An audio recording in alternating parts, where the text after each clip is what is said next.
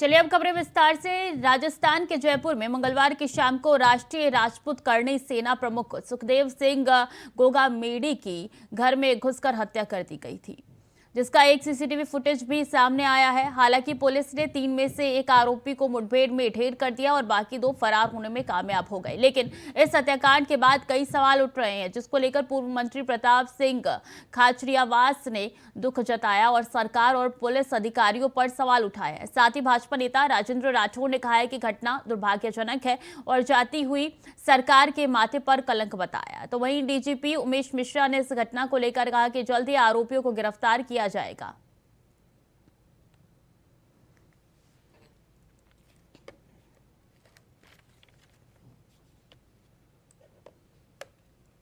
कि ये जो हत्या हुई है ये बहुत गंभीर मामला है और ये तय बात है, ऐसे क्रिमिनल्स जो खुलेआम आकर गोलियां चला रहे हैं उनको तो पुलिस को निश्चित रूप से ठोक के मारना होगा।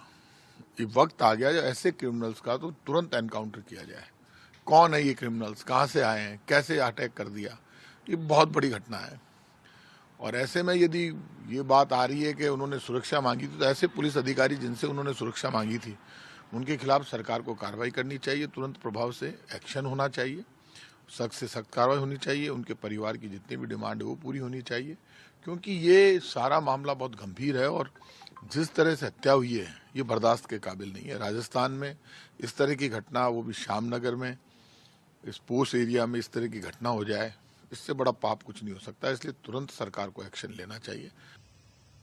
हमारे police commissioner Jaipur Shri Biju George व उनके समस्त अधिकारी और ऑफिसर्स लगे हुए हैं। संभावित जो ठिकाने हैं बदमाशों के, वहां दबिश दी जा रही है।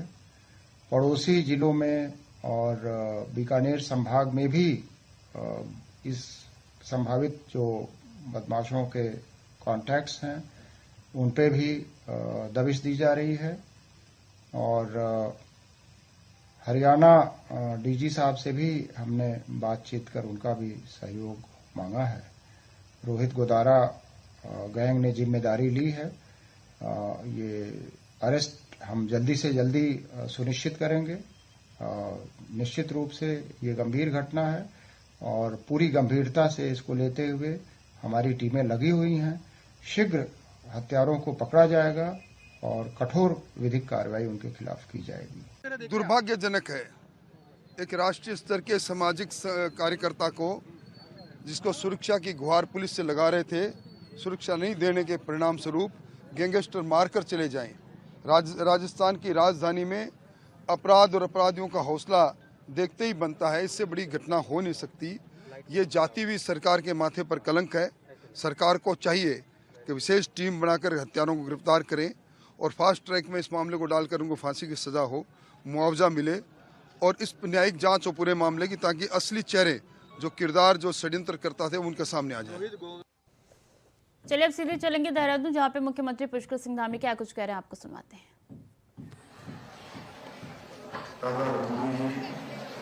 अपर महानिदेशक police doctor PK. Prasad ji, commandant general home guards Shri केवल खुराना जी,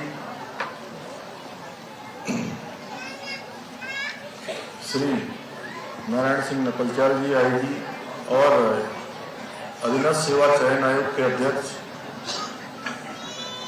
श्री जी.एस. मकुलिया जी एवं यहाँ पर उपस्थित आए हुए हमारे सभी अतिथिगण, सभी होमगार्ड और उनके सभी परिजन, सभी हमारे जवान और आज के कार्यक्रम में इस परेड को देखने के लिए आए हुए हमारे स्कूलों के सभी मेरे प्रिय छात्र एवं छात्राएं हैं। मैं उपस्थित पत्रकार मित्रों एवं छायाकार बंधुओं, सभी मीडिया के हमारे साथियों, सर्वप्रथम आज के इस शुभ अवसर पर मैं सभी होमगार्ड्स एवं नागरिक सुरक्षा विभाग के स्थापना दिवस की आप सबको अपनी ओर से मैं बहुत बधाई देता हूं, बहुत शुभकामनाएं देता हूं और आप सबके हौसले को भी नमन करता हूं तथा आपके उज्जवल भविष्य की भी कामना करता हूं। मुझे अत्यंत प्रसन्नता है कि मुझे आज के इस शुभ अवसर पर आप जैसे सभी जवानों के बीच उपस्थित होने का शुभ अवसर प्राप्त हुआ है। राष्ट्र सेवा का अद्वितीय उदाहरण अगर कहीं स्पष्ट देखने को मिलता है तो जब भी आप सब लोगों की परेड देखते हैं, आप सबके कर्तव्य देखते हैं, साहस और वीरता के जो प्रदर्शन है वो देखते हैं तो आप सब जवानों के बीच में आकर देखने को मिलता है। आपके द्वारा जो आज यहाँ पर रैपिड परेड की गई वो अत्यंत ही हर किसी के मन को मोहने वाली थी और जवानों द्वारा जो मोटर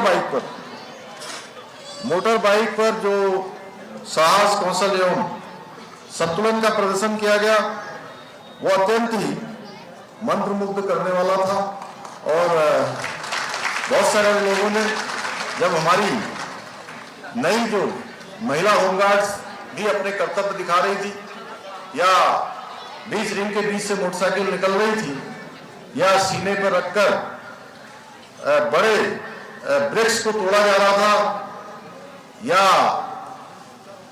सरिया से वो हमारे प्रशिक्षकों ने जो करवाया था आईटीबीपी के जिनके बारे में बता रहे थे, जब वो 3 सरिया को तोड़ा जा रहा था तो मैं समझता हूं कई लोगों ने अपना दिल थाम लिया होगा।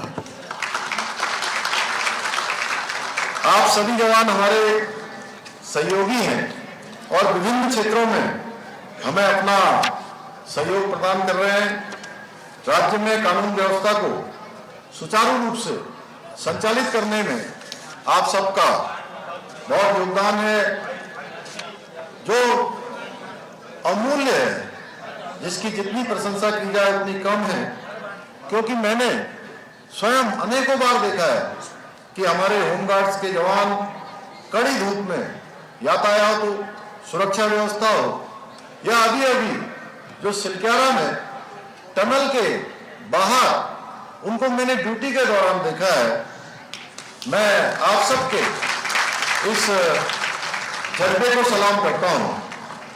कोविड महामारी हो, वीआईपी कार्यक्रम हो या फिर कांवड़ यात्रा हो या कोई अन्य यात्रा हो, चारधाम यात्रा हो, जिस निष्काम सेवा से आप अपने कर्तव्यों का निर्वहन करते हैं वो अभूतपूर्व होता है। आप लोगों का एक ही मंत्र रहता है कि जहां कम वहां हम।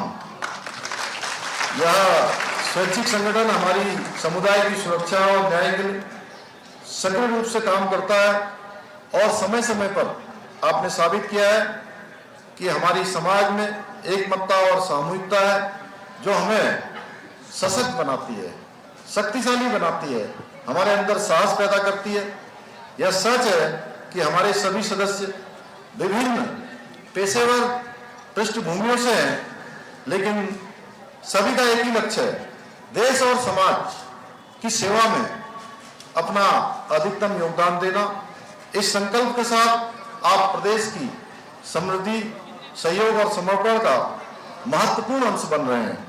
मैं आप सभी को विश्वास दिलाता हूं कि हमारी सरकार आपको हर प्रकार से सहयोग देने के लिए तत्पर है। इस वर्ष हमने होमगार्ड्स के लिए सेना की तर्ज पर सीएसटी कैंटीन की सुविधा भी शुरू की है, जिसके लिए होमगार्ड्स का स्पेशल कार्ड बनाया जा रहा है।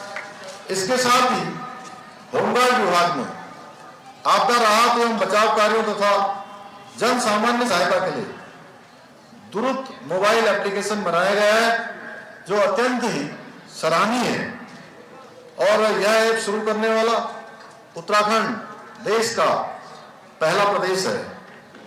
बीते 28 नवंबर 2023 हमारी सरकार द्वारा साहसिक निर्णय लेते हुए महिला होमगार्ड्स को प्रसूति अवकाश अनुमन्य किया गया है।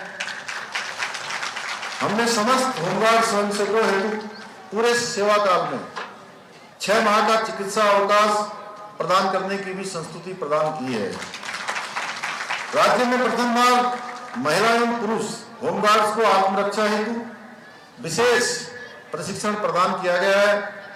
इसी वर्ष होमगार्ड द्वारा विभागीय बैंड मस्का बाजा की भी स्थापना की गई है, जो कि एक सराहनीय प्रयास है।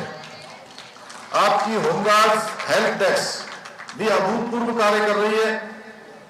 हाल ही में हरिद्वार गंगा आरती में शामिल होने आए एक परिवार का नन्हा बालक अपने परिजनों से बिछड़ गया था। होमगार्ड्स हेल्प डेस्क ने तुरंत उसे ढूंढकर परिजनों को सौंपा। उसकी जितनी प्रशंसा की जाए वो बहुत कम है। बहुत ही सराहनीय काम होमगार्ड्स के द्वारा किया गया। हाल ही में राज्य में 330 महिला होमगार्ड जवानों की भर्ती की प्रक्रिया पूरी हो चुकी है और प्रशिक्षण के बाद आई गए वो सभी भी आज परेड में शामिल हुए। उन सब की परेड आपने देखी। एक मातृशक्ति के सशक्तिकरण का एक बड़ा उदाहरण हमारे सामने उन सब के माध्यम से प्रस्तुत हो रहा है। अब हम 300 पुरुष होमगार्ड जवानों की भर्ती की भी तैयारी कर रहे हैं। हमारी सरकार ने उत्तर प्रदेश के जमाने से चले आ रहे होमगार्ड भर्ती के मानकों में भी कुछ बदलाव किए हैं। मैं सभी होमगार्ड्स के जवानों और विभाग के अधिकारियों को ये विश्वास दिलाता हूं कि आपके और आपके परिवार के बेहतर जीवन के लिए जो भी आवश्यक होगा वह हम अवश्य करेंगे।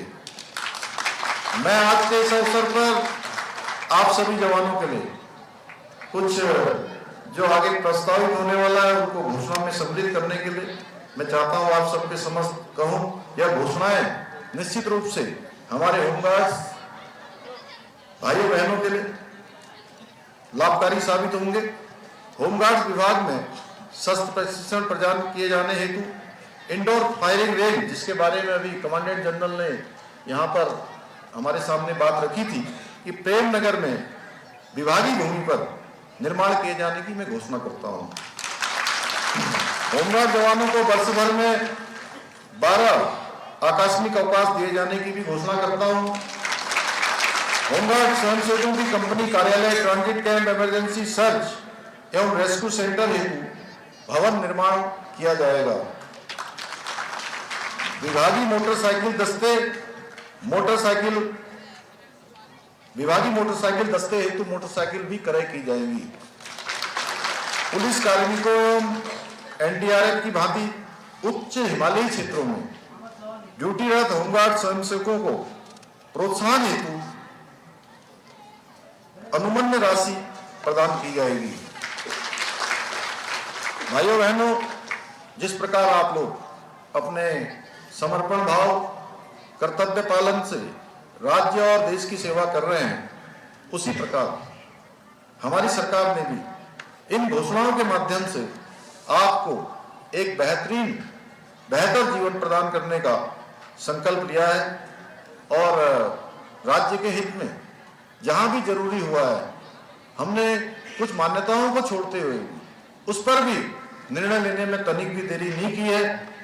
मैं इस अवसर पर एक बार पुनः आपके द्वारा प्रस्तुत शानदार रैतिक परेड के लिए सभी जवानों को, कार्मिकों को और विभाग के अधिकारियों को, कमांडेंट जनरल समेत उनकी पूरी टीम को मैं बहुत बधाई देता हूं, शुभकामनाएं देता हूं। मेरा विश्वास है कि आने वाले समय में होमगार्ड तथा नागरिक सुरक्षा संगठन के सभी अधिकारी, सभी जवान, सभी हमारे कर्मचारी उत्तराखंड राज्य के विकास तथा उसकी कानून व्यवस्था को एवं शांति स्थापना के कार्यों में अपना महत्वपूर्ण योगदान जिस प्रकार से देते आए हैं इसी प्रकार से प्रदान करते रहेंगे।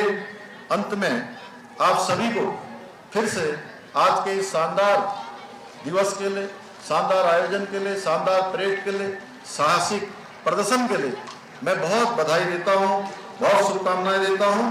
अंत में मेरे साथ जोर से मुट्ठी मारकर बोलिए, भारत माता की जय, भारत माता की जय। धन्यवाद।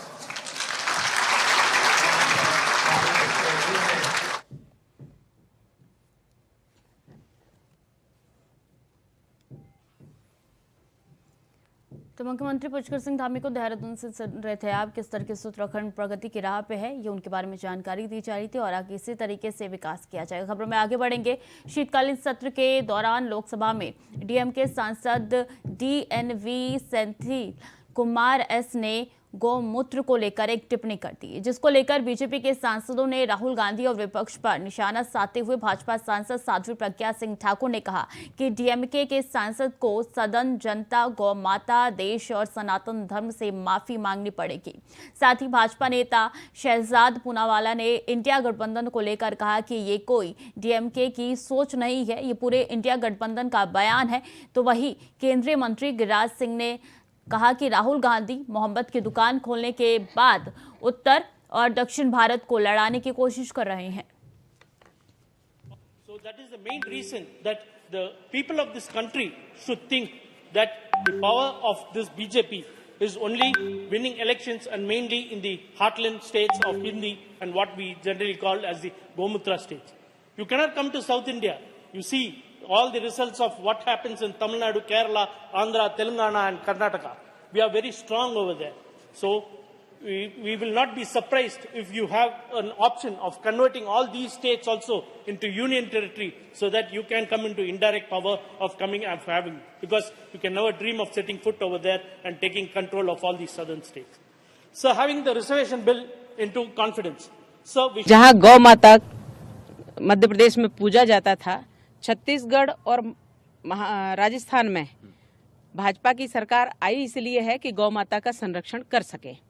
लेकिन ये जो इस प्रकार के डीएमके के सांसद जो हैं, इन्हें सदन से माफी मांगनी पड़ेगी और जनता से माफी मांगनी पड़ेगी, गौ माता से माफी मांगनी पड़ेगी, देश से माफी मांगनी पड़ेगी, क्योंकि और सनातन धर्म से माफी मांगनी पड़ेगी, क्योंकि सनातन धर्म के जो भी मूलभूत हमारे मूलाधार हैं, ये गौरी, गंगा, गौ माता, गाय माता, हमारी धरती माता, भारत माता, इन सब सनातन धर्म, हमारी संस्कृति, इन सब का अपमान करते रहते हैं। वो उन्होंने हिंदी भाषी क्षेत्रों का अपमान किया। देखिए, प्रधानमंत्री जी की बातों को कुछ ही घंटों में सच साबित कर दिया पूरे इंडी गठबंधन ने कि किस प्रकार की नकारात्मकता और किस प्रकार की विभाजनकारी और नफरती सोच की दुकान है ये।